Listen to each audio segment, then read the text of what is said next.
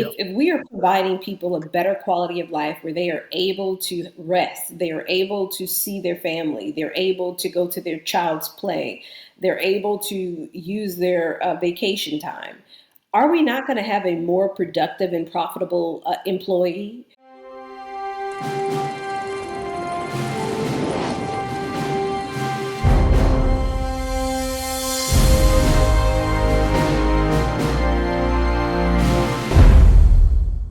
Hey, folks. Welcome back to another edition of the 21st Century Engineer, a podcast designed for those mid career and earlier professionals in the civil infrastructure arena, people that are having impact, making change, doing important work. And I have a young lady with us today who I hope will share a wonderful array of thoughts. I ran into Jennifer online. We've interacted a couple times. This is one of the first people in the past year that has taught me something new, and I applaud her for it. I've worked in the arena of equity and environment and workplace for most of my career, intently over the past 2.5 decades. But Jennifer has a perspective I had never thought of, and it's probably because of my entitlement as a old white male with no hair. Uh, and I appreciate her for sharing that because I've now embraced that totally. I've used it, in fact, many times before this conversation, and I'm going to introduce that to her. But first, to you, excuse me. But first, I want her to introduce herself to you, Jennifer. Welcome. Seriously, welcome. Thank you for taking the time to join us today. And how would you like the audience to remember you as we get started?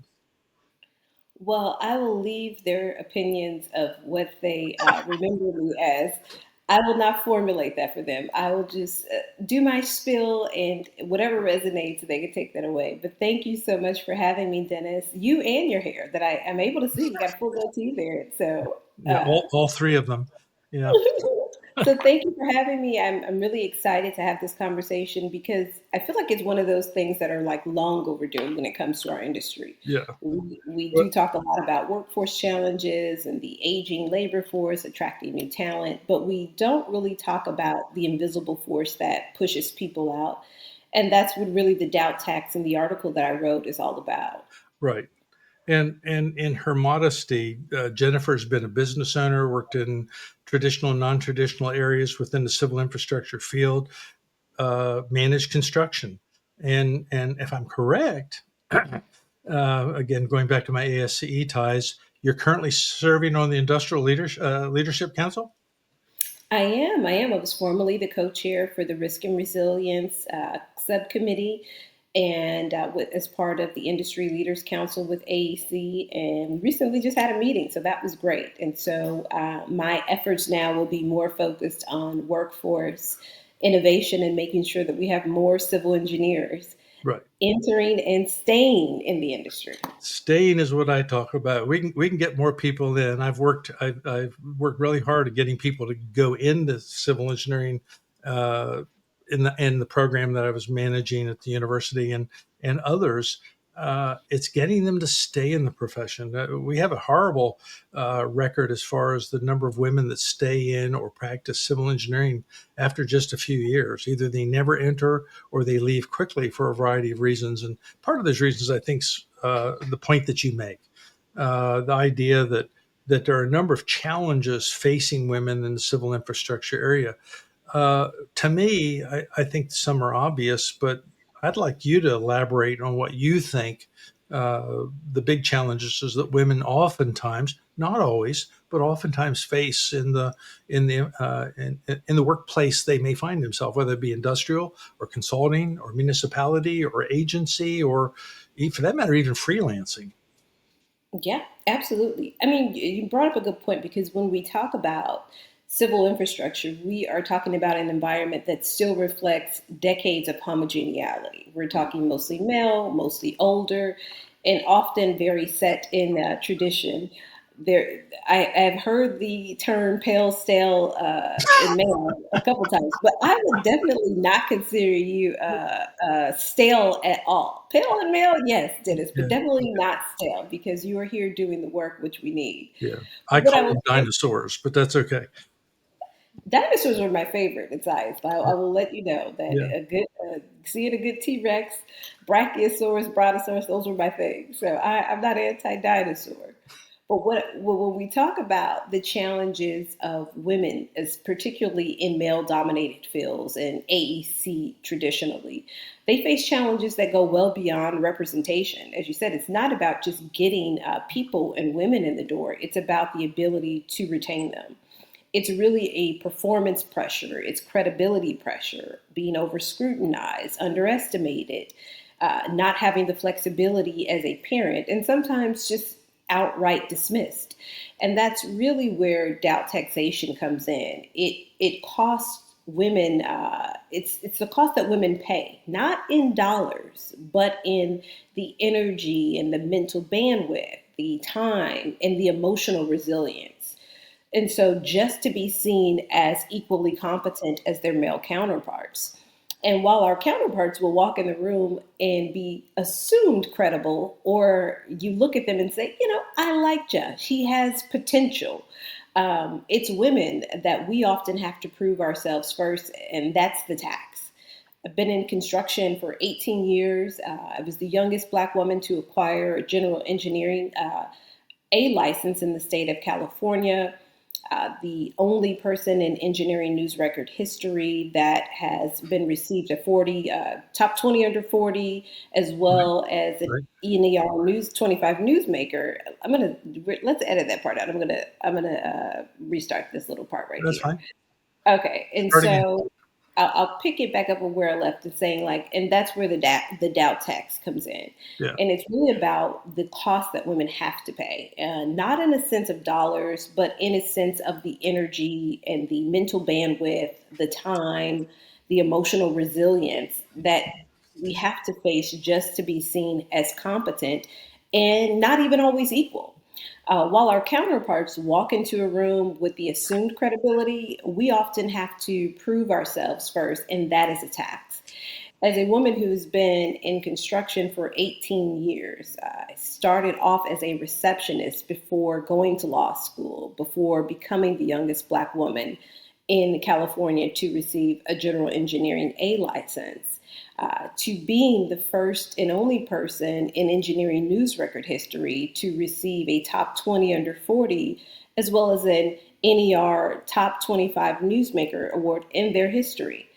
And I say those things not as something that I tried to do, but it was through learning right. to be myself and understand who I was as an employee, as an employer, and as an engineer that helped me pave the way for that. Right. These aren't goals. These are recognitions of the success you've had within the workplace and within the profession.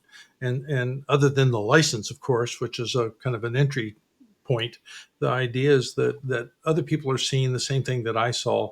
And I'm aware of some of these things you talk. In fact, these were the kind of the introductions, the walk away. Well, who is Jennifer Todd? This is who Jennifer Todd is. And it's because of this. I want to drag the audience and you back a little bit because this was the term that caught my eye, and that was double taxation, which I is way I started off. I said, okay, and it you call it doubt taxation, which is also pretty much the same thing, but a little bit different. For me, double taxation means you got to do the job, and you also have to overcome the idea that you're doubting yourself. So that it's interchangeable for me, but doubt taxation, as you've the term you've coined, isn't the imposter syndrome. This is a totally different thing, and men and women deal with imposter syndrome. Fake it till you make it.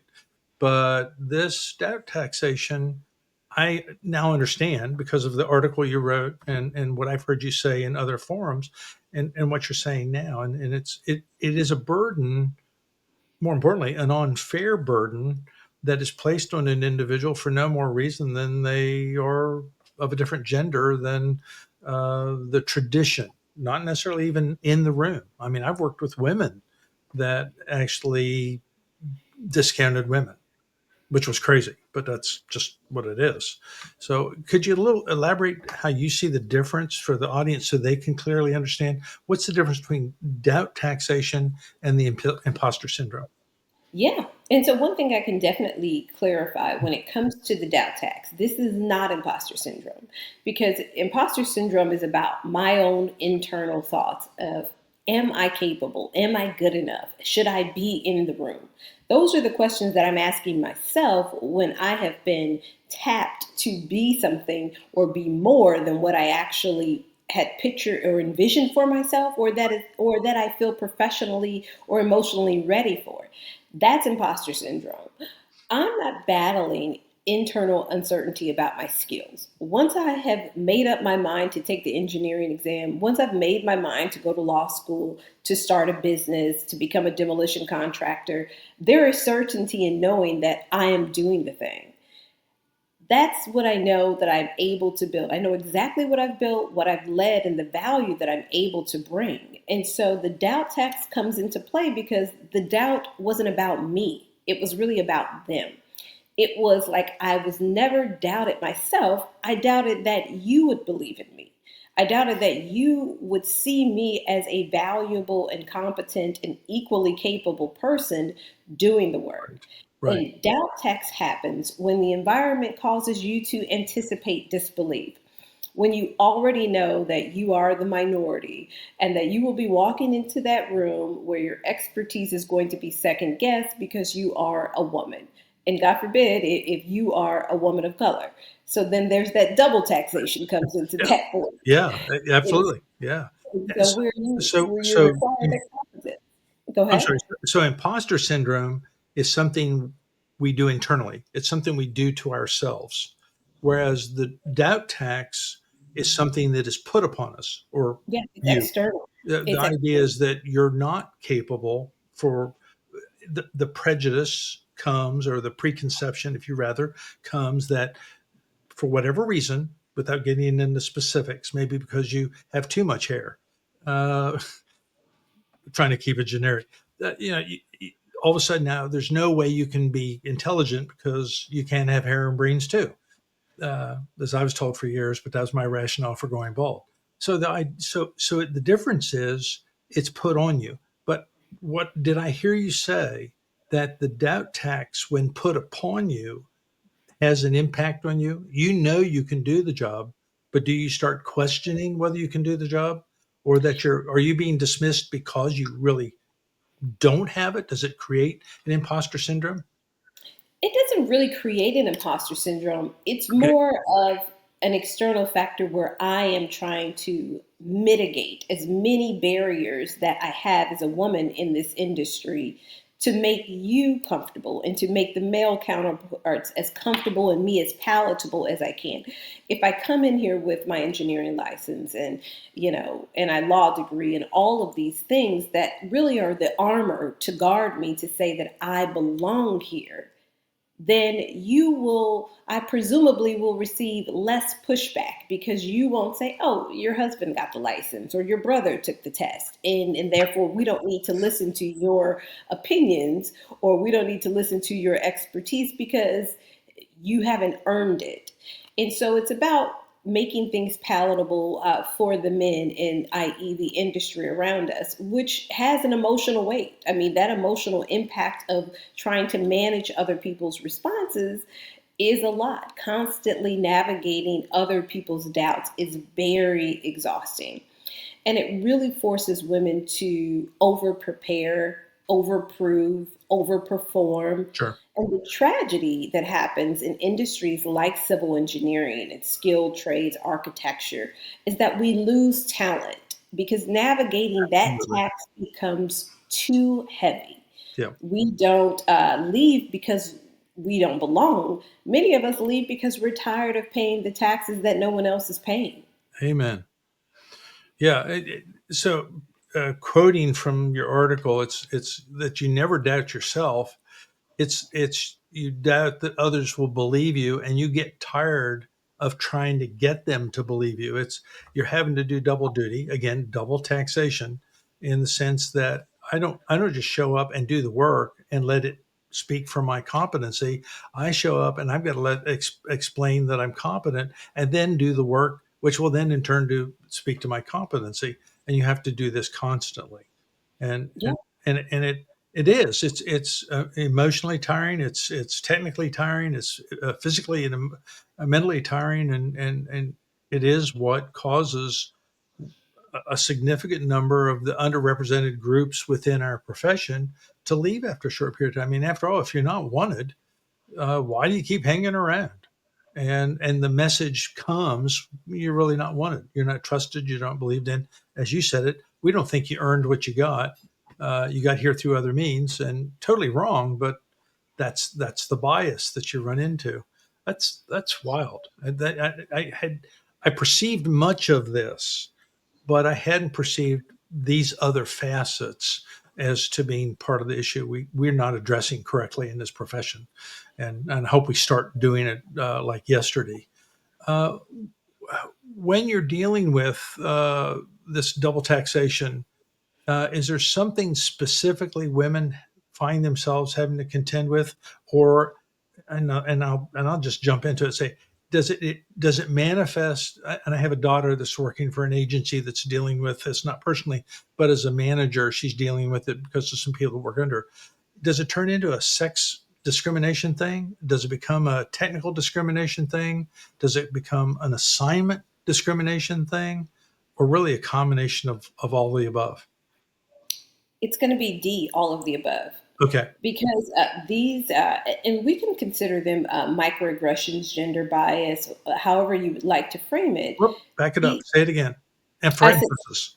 yeah, yeah. So it can be all of the above, and they come in different forms of whether you can consider it a microaggression or gender bias. These things happen in the workplace because traditionally male leadership don't see women as potential, having the potential. You have to prove yourself in order to get the opportunity, where we've seen the data time and time again where men are just hired and they're promoted based off the thought Yeah. of their Yeah. potential, and where women, we have to show and prove time and time again that we are capable of doing the work just to get the opportunity.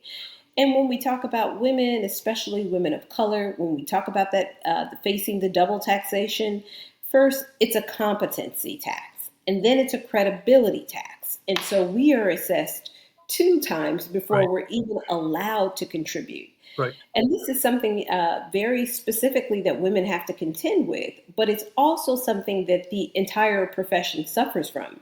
Because when you systematically doubt an entire group of people, what happens? You're losing innovation, you're Right. losing Right. talent, Right. and you're losing the future workforce. Because why would a young woman or a minority student enter a field, as you said, where they're constantly questioned? Yes. Absolutely correct. I mean, if the career that you're wanting them to go into is this hostile, uh, and it isn't in all places. Don't get again. I'm not bastardizing everybody, but if the perception is, and if the reality is that in segments of this profession, this is what you have to deal with. I can go else, and but I can go place. I can go someplace else. And by the way, it's not just engineering. The medical professions having exactly the same problem we are because the workplace doesn't support women. It's not. It is part the double taxation in talking with people that I know, and it's also the fact that the workplace isn't flexible enough to deal with the realities of different genders in a workplace. The expectations that a woman has about career and family and what a guy has, a man has with regard to career and family aren't the same. And the workplace is designed around the man's expectations, which is uh, inhibits the success of women. I had a person tell me that he'd rather hire a guy that would work 60 and 70 hours a week than a woman that worked 40 or 50. And I said, why? The woman's probably doing a better job and getting more work out in a shorter period of time. And his answer back was, well, but we bill on hours. And I said, I'd be more interested in building on quality product. I mean, the outcome's what I'm after, not, the billable hours will take care. And firms are changing some of that. But I truly do hear what you're saying. So the question, Jen, is, I guess, uh, who do we blame? Whose fault is this? Well, who's responsible? Everyone. I won't say that that men are to blame, I'm off the hook. because I'm not anti-man, uh, but I do believe that the industry has fostered an environment for decades and decades and decades of what an engineer looks like, of what an architect looks like, of what a tradesperson looks like. Right. So, who is responsible for the change? Everybody is responsible for the change. Thank you. Leaders, Yes. Yeah. managers, colleagues, and the systems that we reinforce of the norms of what it is to be an engineer and who's allowed to be an engineer. I think so much today, what we can't miss is that there is a clear visibility component that when we come to talking about attracting the future workforce and what that looks like. If everyone looks like Dennis and no one looks like Jennifer, we're not going to have more Jennifers. And it's okay. We do want No, more no, no. Dennis. We do want more people who look like Dennis. But Mm, we also want to make space for people who look like Jennifer to say, hey, it's absolutely. okay to be an engineer and it's quite cool to be an engineer. And we Well, and can't it's and, do it, that and if it's we do important that you're part of that engineering team. Again, I go back to my earlier statement. Uh, a diverse team can come up with innovative, creative solutions in a diverse way. They can Yeah. understand societal impacts as well as resolving the problem. That you probably haven't heard me say this, but the phrase I've used in lectures and a variety of environments over the years is, who created the wrong side of the track? Civil engineers created the wrong side of the track. And why? Because the people that did it only thought about building tracks, not the societal impacts. Having a diverse team brings that conversation in, the societal pieces, the sustainability pieces, the resilience pieces, as well as the technical competency pieces. And everybody on that team has competency and has perspective. And with that diversity, you end up with an opportunity, at least, to really cover, reflect on, shine a light on all of the facets of a problem, not just the fact that I got to go from point A to point B. That's Yeah. yeah, yeah. And I also like the fact, and I applaud. I agree. We're all to blame in various ways. We all play a part of this bias, this hostile environment, this doubt taxation that occurs. And in the same regard, I think we all have a role to play in making it go away. Men, women, bosses, juniors, and that leads me to really a kind of a sidebar question, and because of the position you have been in over the past couple of decades, is it your perspective that the younger generation is just as damned as the older generation, or are they doing a better job of being accepting, engaging, supportive?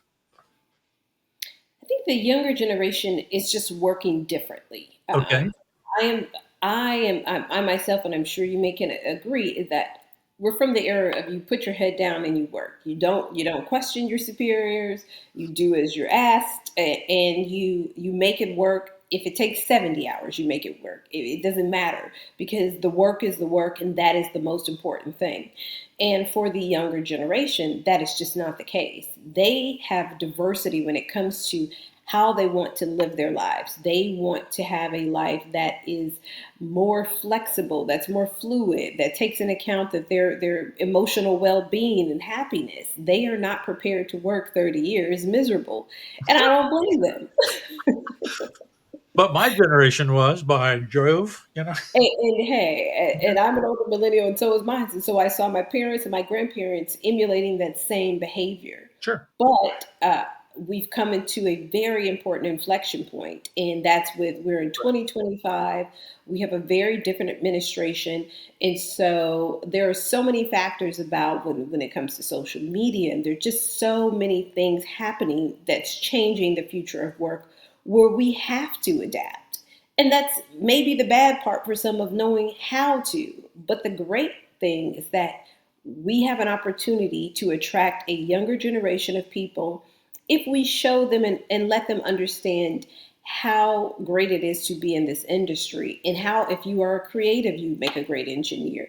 How, if you are a type A person, you can still make a great engineer. If you care about climate change, you can make a great engineer. Right. There's so many ways to contribute to the engineering and civil engineering field that we have to create that opportunity for that. Immigration is an issue today. So that's more of a reason that we have to get more Americans into the trades and Yeah. into Yeah. engineering, Yeah. because we don't have enough white men in the US to fill the void. No. And it's not a bad or negative thing. It just is, the numbers are what they are. Yeah. Uh, so Well, it's the number of important. men going into college to pursue engineering in general is going down. Oh, Men yes. men are looking more and more at the trades, and there's a lot of reasons for that. Part of it is the men are finding that they once the secondary education system was developed in such a way to provide parity for, if you will, a gender neutral environment, women excel, and the men give up. And so we're seeing fewer men come in. We're seeing more women come to the door, but they're not walking through it for the reasons we're talking about today, and others. And we need to create that environment of opportunity. The high school students also, at least all the ones I've talked to throughout the country, uh, as ASCE president and other things that I've been involved with, uh, came out of high school with an expectation of being of service. There's some high schools that require you to do so many hours of service. So the service piece is there. And who does more service at the professional level than civil engineers, civil infrastructure? The community development, economic development, quality of life. That's or health, safety, welfare. These are all the things that we do, and it's important opportunities. We're just not necessarily communicating that real well. Yeah, and the outreach for more people is huge. I mean, hundreds of millions of dollars are being invested Yes, into ensuring that we do an outreach from high school, from grade school, keeping those people. But I always tell people, yes, that is very important.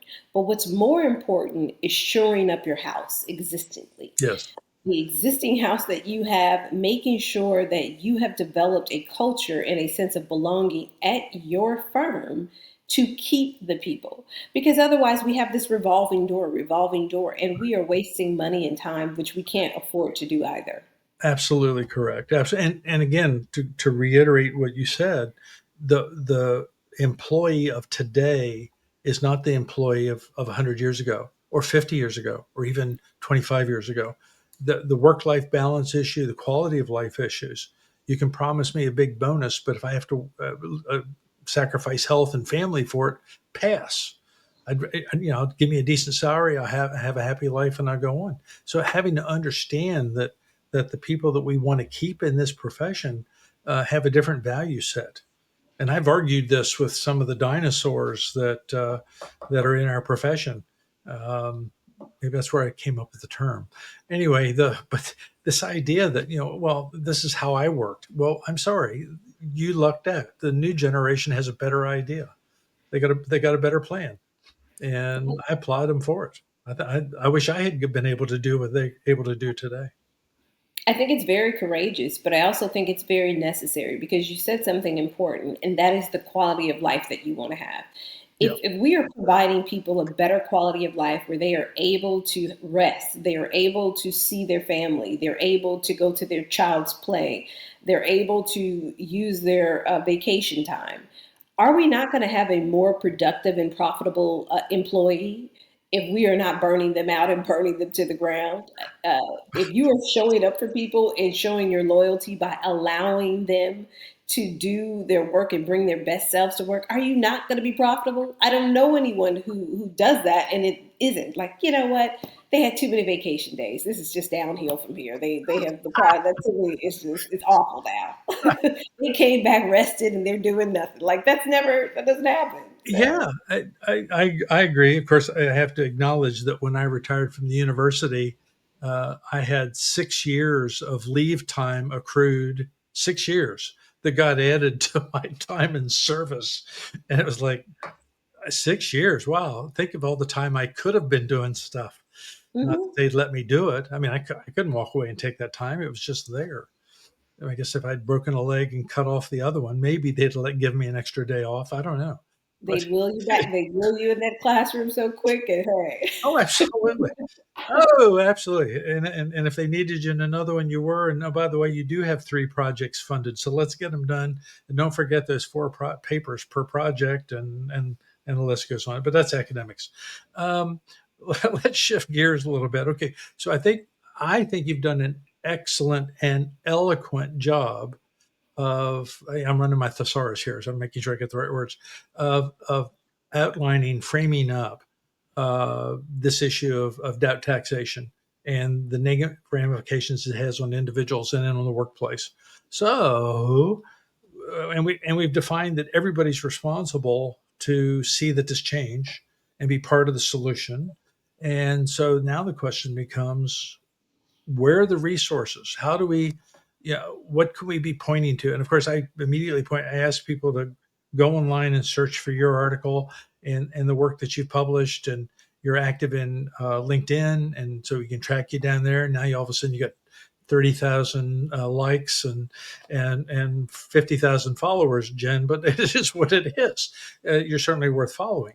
Um, any suggestions? Where might we go, you and I and everybody else that's listening, to find yeah, resources to help us learn what to do to, and again, it's not just changing us, it's changing the workplace, which means having impact on others in that workplace. yeah. Well, I guess the first stop would be if you are actively in the field and you are at work.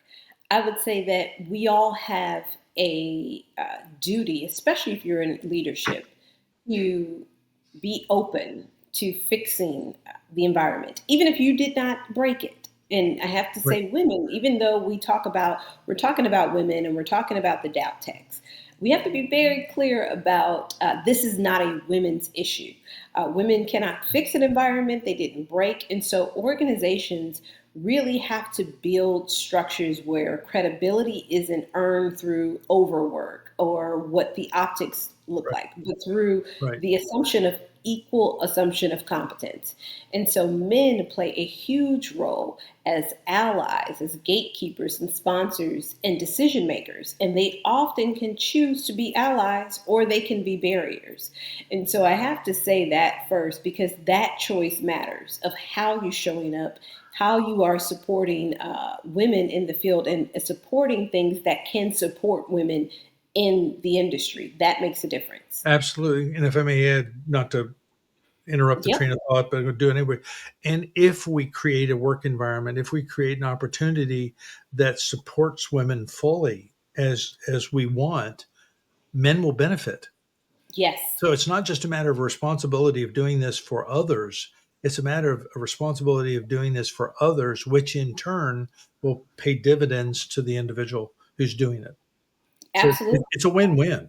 It is. It is. That's a great point that you make. And so I always encourage people to, in answer to your question of where to go, it's about digging deeper into this topic, fostering environments, asking questions.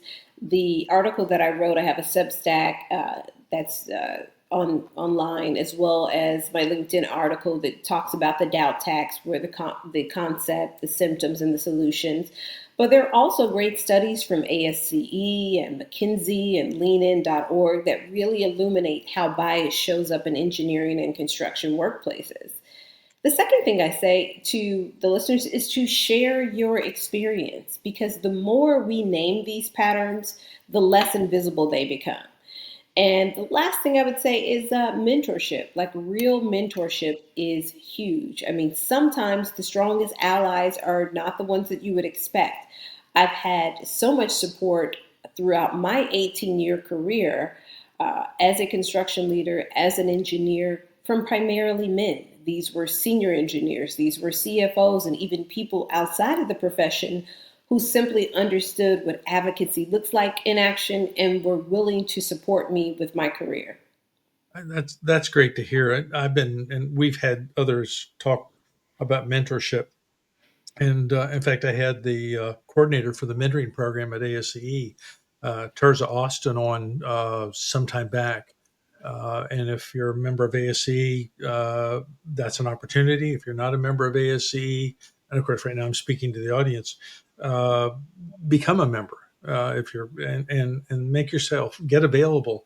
And these mentors, the mistake a lot of people think is a mentor has to look like me. I know we talk a lot about if an individual in the workplace looks like me, I feel like him can belong, and that's totally true. But your mentor is somebody that has to have the empathy to understand what you're going through and provide opportunities for support, to be able to work with you and reason through solutions to the problems that you're dealing with, and that's not always somebody that looks like you in the mirror. But you also have to make sure that the competency of that mentor meets your needs, and that's something that I know at least ASC is involved in. NSP's got a mentoring program as well, as do some of the other organizations. So avail yourself of them. Uh, Well, Great point. yeah, I think now we've come to a time where I encourage younger people, and it's something that I had been doing throughout my career, but never really thought about, and that is community. I'm very big on people focus and be community, but everyone should have their own board of advisors for their life because sometimes you need a mentor to help you. Sometimes you need sponsorship. Sometimes you need allyship. So if you are building a community of people and networking, you can have those people in place in your life and in your profession when you need them. Because often people say, "Oh, will you mentor me? Will you mentor me?" And it's like, you don't need my mentorship. You just need to answer two questions. So I can give you the answer to those two questions that are going to help you take you to the next step because you're not at this level yet, but you don't need to be. You just need to be here. Right. So what's the next step here to get me to the next level that I need to be at? So having a community and a board of advisors for sure. Right, and that individual that asked that question of you, hypothetically or in reality, was part of your network. You Yeah. had that. This is another thing I've talked about again with my ASC history. You can't imagine I wouldn't talk about. This is where the sections and branches, the state and local organizational outreaches, branches, cells. It's opportunity cells is in units, the opportunity to get to know people at a personal level that share an interest, share the profession. And at the same time, these are the people that you can pick up the phone and say, "Hey, I've got a problem at work. Uh, how would you handle it?" Or, "I don't understand how to design this. Could you, what do you do?" And it's not in the chain of command that you're not asking the person that's going to do your performance review in 3 months. You're asking somebody offline in your network, in Yep. your community that you trust. And it also becomes an outlet for you because what happens is all of a sudden, as I suspect, again, going back to the doubt tax, you find yourself wondering, am I the only one seeing this? Am I really the problem? And what you find out in this community is no, it's systemic. Yep. Everybody's dealing with it in different ways. And as such, it's the system, it's not me. Yeah, I get messages every week from LinkedIn or like, I'm fed up. This is it. I'm ready to leave the industry. What do I need to do? This is only happening to me. And even though we have social media, Dennis, it blows my mind how people feel so isolated with the work that they're doing, as though this is only happening to them because they may be the only one at that organization.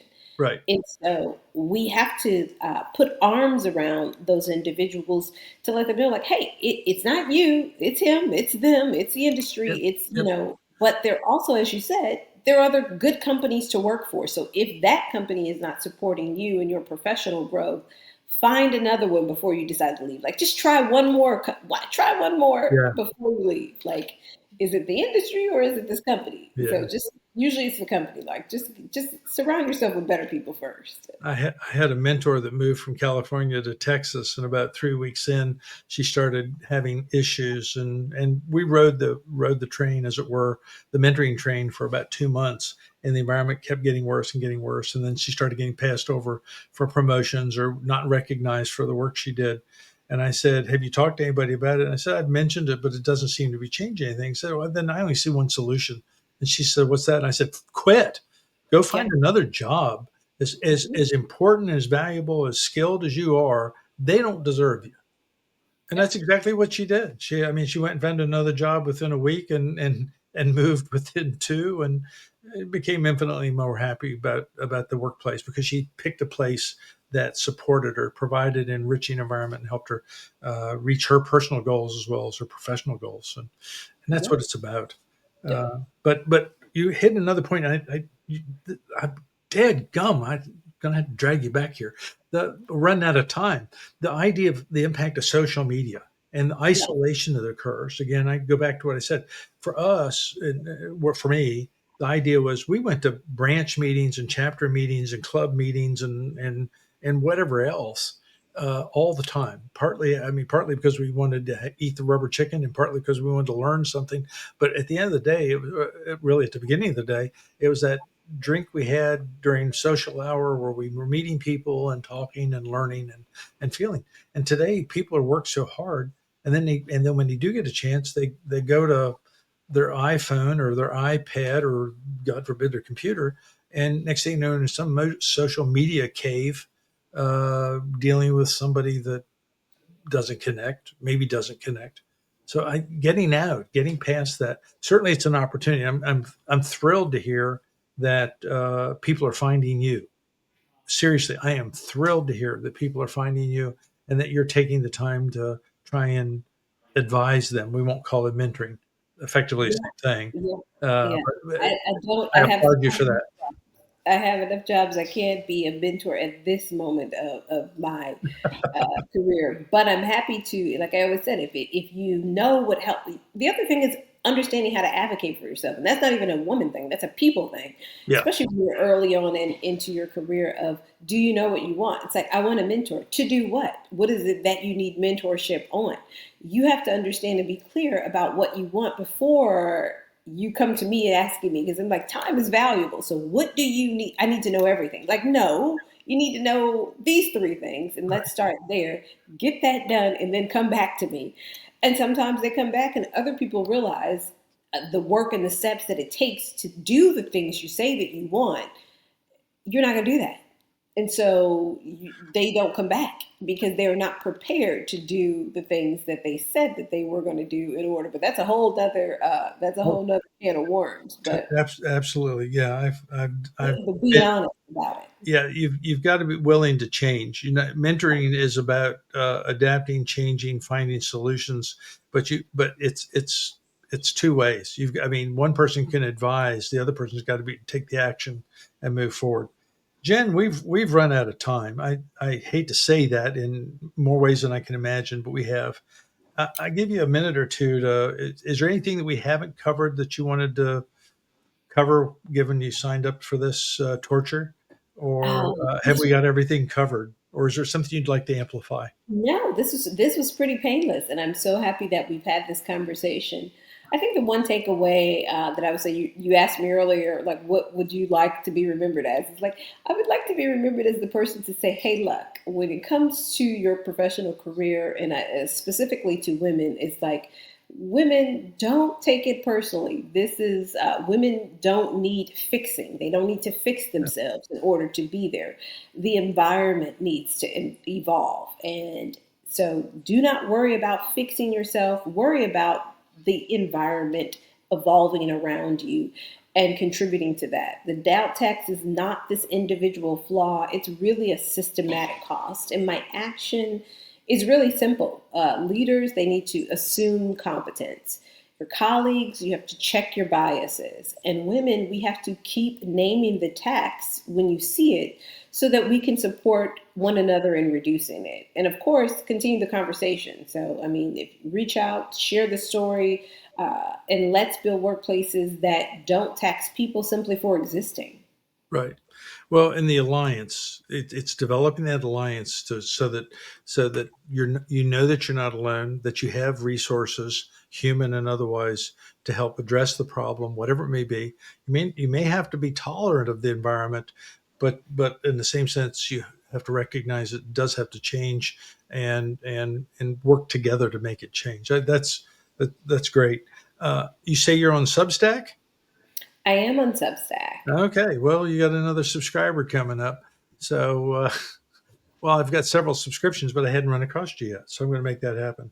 Yeah, I just recently started posting, so Okay.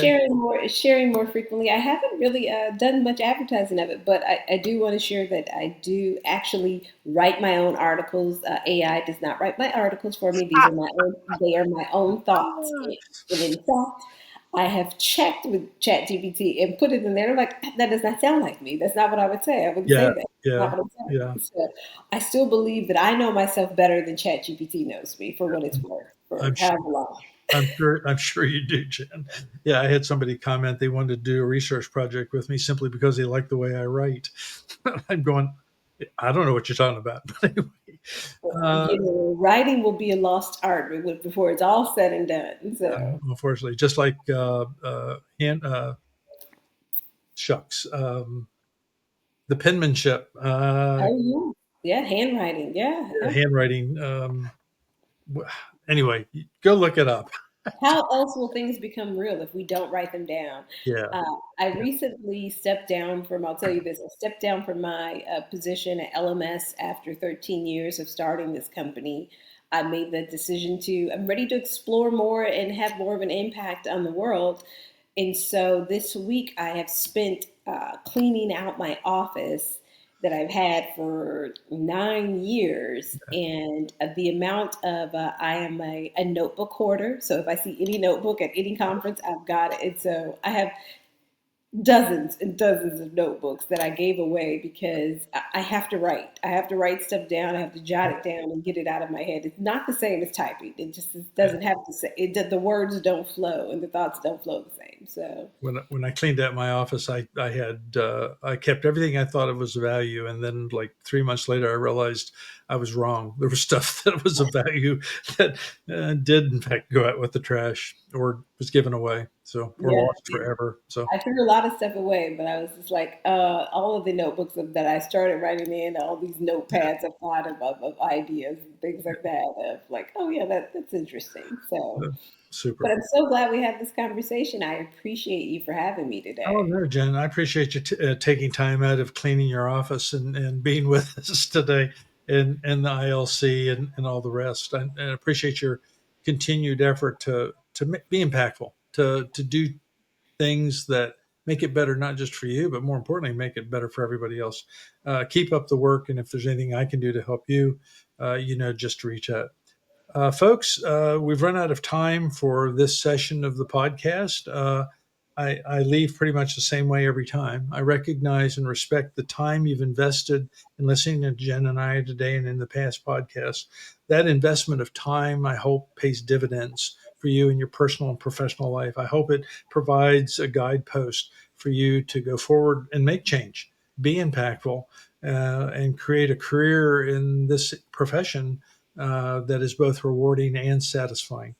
Until the next time, take care, be safe, and hope to see you soon. Thanks for listening to the latest episode of the Infrastructure Network.